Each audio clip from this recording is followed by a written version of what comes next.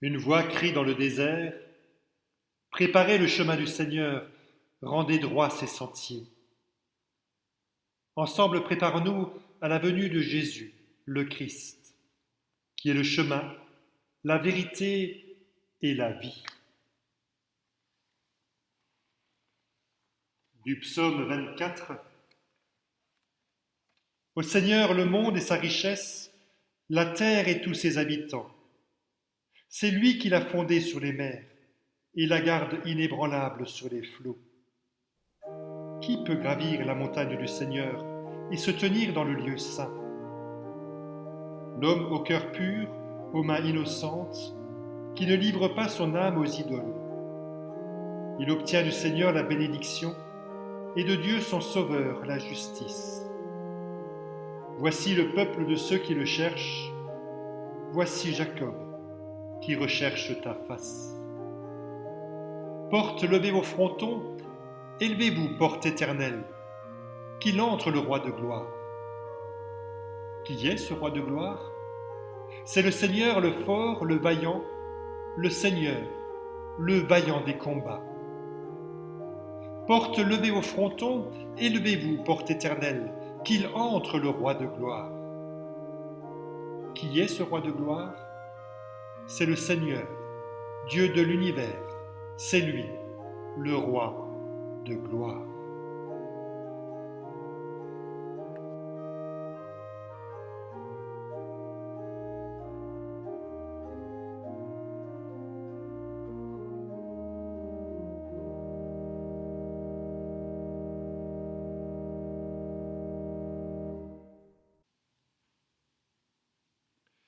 Jésus-Christ, tu entres dans Jérusalem, tu désires aussi entrer dans nos maisons et dans nos cœurs. Seigneur, prends pitié. Jésus-Christ, serviteur des hommes, tu t'approches de ceux qui t'attendent. Christ, prends pitié. Jésus-Christ, tu viens dans notre monde pour le transformer par ton amour. Seigneur, prends pitié. Dieu Tout-Puissant nous fait miséricorde, en Jésus le Christ, il nous accorde son salut. Il est venu nous libérer de l'emprise du mal et de la mort. Il nous renouvelle. Enfants de Dieu, nous sommes libres et aimés. Celui qui met sa confiance en Dieu et trouve sa joie en Jésus le Christ est sauvé. Ta grâce et ta vérité sont clarté dans notre nuit. Garde-nous, ô Seigneur Christ, de choisir l'obscurité. Seigneur Jésus, nous sommes rassemblés dans l'attente de ta lumière et dans l'espérance de ta venue. Prépare-nous à t'accueillir et à marcher avec toi, que nous demeurions en toi, qui vit et qui règne avec le Père et le Saint-Esprit, un seul Dieu, pour les siècles des siècles. Amen.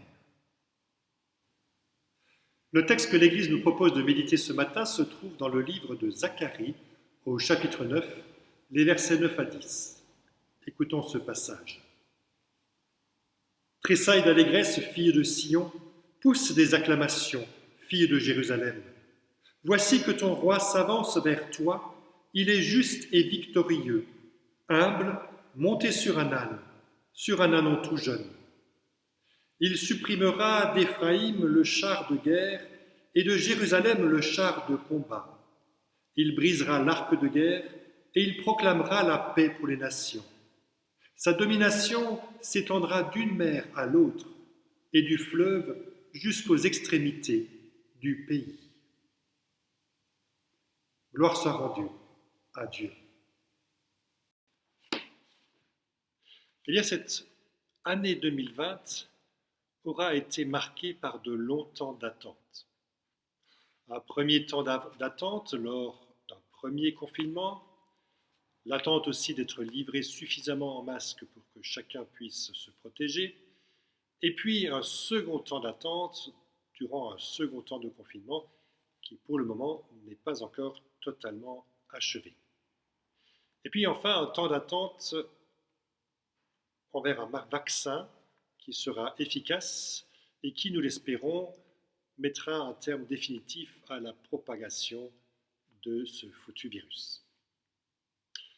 Eh bien, avec ce temps d'avant qui s'ouvre devant nous, nous voilà encore une fois dans un temps d'attente. Mais vous vous en doutez bien, ce temps d'attente n'est pas totalement la même chose que les autres attentes que nous avons vécues cette année. Nous attendons en effet que vienne Noël. Les enfants peut-être encore plus que nous, puisque eux, ils attendent à ce que le Père Noël leur livre les cadeaux qu'ils ont commandés. Ce temps de Noël est certes un temps d'attente, mais un temps d'attente pour faire la fête. En réalité, si les chrétiens attendent Noël, ce n'est pas qu'ils attendent la venue de Dieu. Cette attente, je me permets de le dire comme ça, est en réalité déjà consommée. Un tout petit peu comme en fait un couple qui fêterait son anniversaire de mariage. Ils sont déjà un couple, ils savent que la date arrive de cet anniversaire et ils s'y préparent, probablement en réservant un restaurant, en s'achetant des petits cadeaux. Eh bien pour Noël, c'est un peu la même chose, nous nous préparons à célébrer cette venue de Dieu sur terre. Alors j'aimerais vous montrer une image.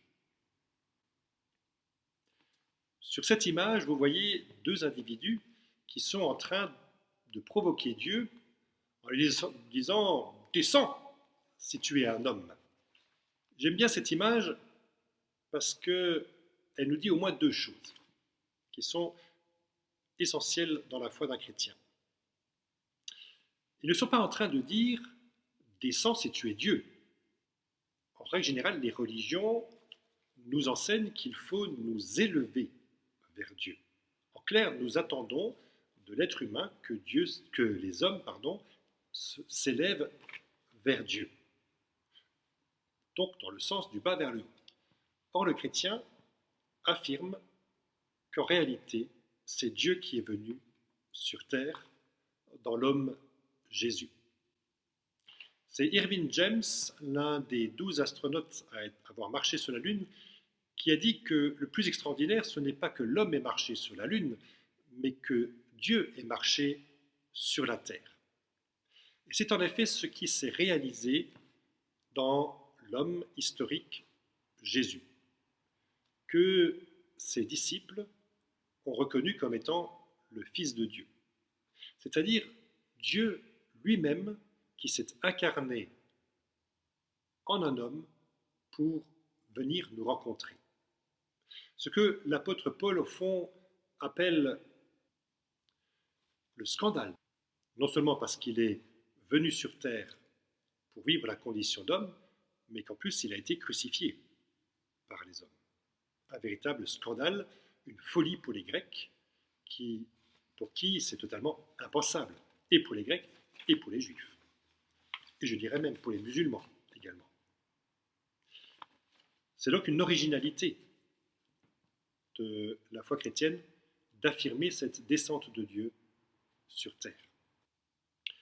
Cette image nous dit donc ces deux réalités à la fois, que Dieu est descendu en Jésus, un homme, et qu'il est effectivement venu nous visiter sur terre.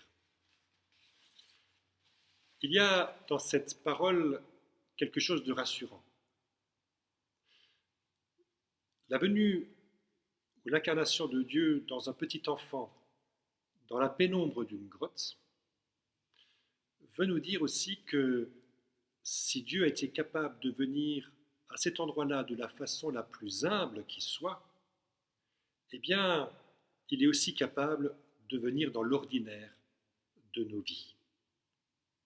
Je parle d'humilité parce que le prophète Zacharie en parle également, lorsqu'il présente la venue du roi monté sur un âne. C'est évidemment une parole qui a fait écho lors de l'entrée de Jésus à Jérusalem sur un âne. Clairement, il faisait appel là à Zacharie. Voici le roi qui vient, monté humblement sur un âne. Pour signifier une nouvelle fois, comme si la crèche ne suffisait pas, que Dieu n'est pas venu pour bouter un quelconque ennemi hors de nos portes. Ce n'est ni un chef guerrier, ni quelqu'un qui veut la mort des hommes, mais quelqu'un qui veut venir habiter au plus proche de nous. Quelqu'un qui vient humblement et qui se montre non pas dans la force de son armée, mais dans la force de son amour. Voilà toute la symbolique de Noël que nous attendons, et que nous attendons peut-être de façon encore un peu plus accrue en cette année 2020, où nous souffrons de ces distances que nous sommes obligés de mettre les uns avec les autres, du fait de ne pas pouvoir sortir librement. Cette espérance que nous ne sommes au fond jamais seuls et que nous ne sommes malgré tout pas abandonnés, mais que Dieu vient habiter au plus près de nous et qu'il nous libère de toutes nos chaînes, de toutes nos servitudes, que au-delà de toutes les distances que nous sommes actuellement obligés de mettre, eh bien Dieu nous donne tout de même une liberté et nous unit les uns les autres autour de ce petit enfant qui est né en cette nuit que nous appelons Noël à Bethléem. Alors que ce temps d'attente soit pour chacun un temps de bénédiction, un temps de repos, puissions-nous nous recentrer sur l'essentiel, nous concentrer sur ce Dieu qui vient et qui est déjà là, qui est à nos côtés et qui nous soutient. Je vous souhaite à chacun la paix de Dieu. Amen.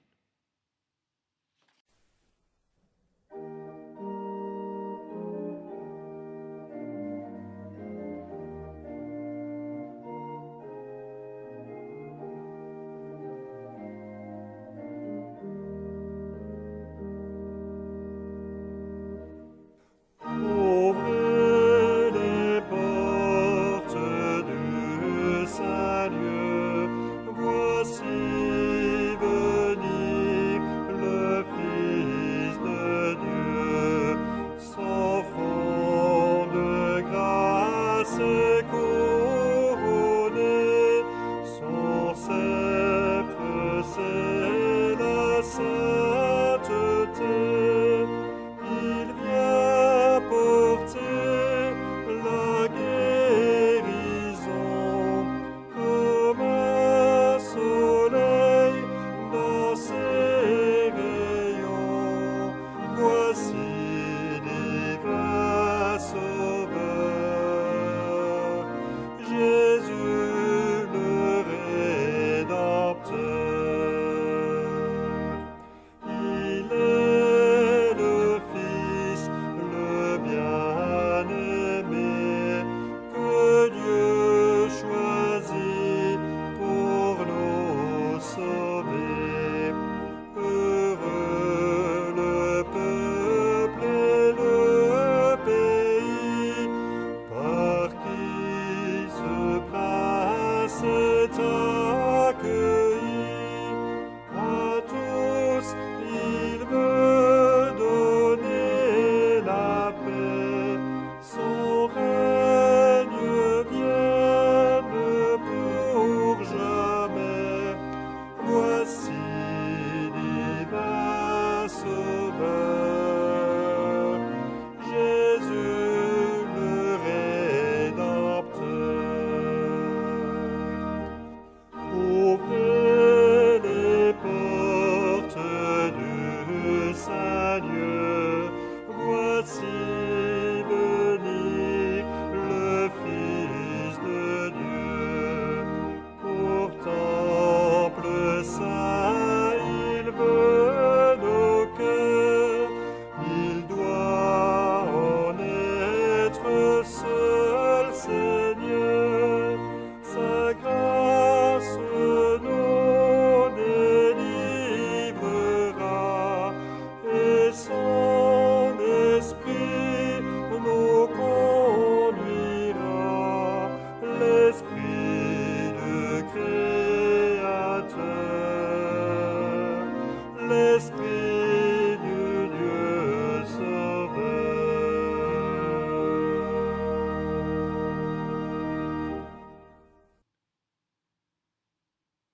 ensemble le Seigneur.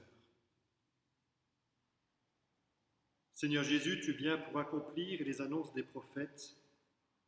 Nous te prions pour l'Église en chemin, qu'elle prépare ta venue, qu'elle désigne l'injustice par son nom et qu'elle éclaire par la vérité ceux qui sont en recherche. Nous te prions pour toutes les personnes qui exercent une influence dans la vie publique, qu'elles n'oublient pas leurs responsabilités dans la gestion des biens de la terre et qu'elles aient le souci du bien-être de tous les humains. Nous te prions pour les personnes stressées et surmenées, qu'elles trouvent un espace pour reposer leur corps et leur âme.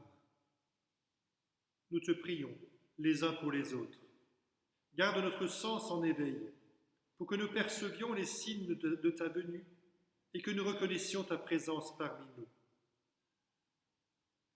Seigneur Jésus, c'est toi que nous attendons. Comble notre profonde aspiration et conduis toutes tes créatures à la merveilleuse liberté des enfants de Dieu.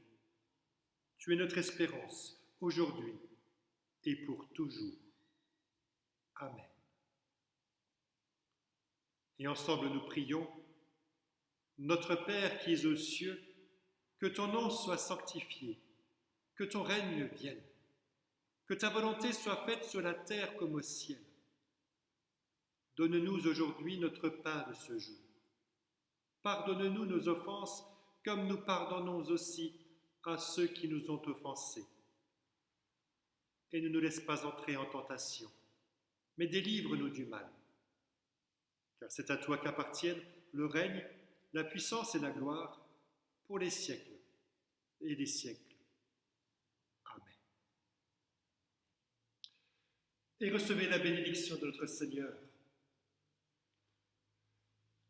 Que le Dieu 3 fois saint vous bénisse et vous garde.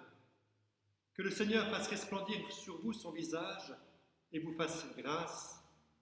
Que le Seigneur tourne son regard vers vous et vous donne sa paix. Allons dans la paix de notre Seigneur Jésus le Christ. Amen.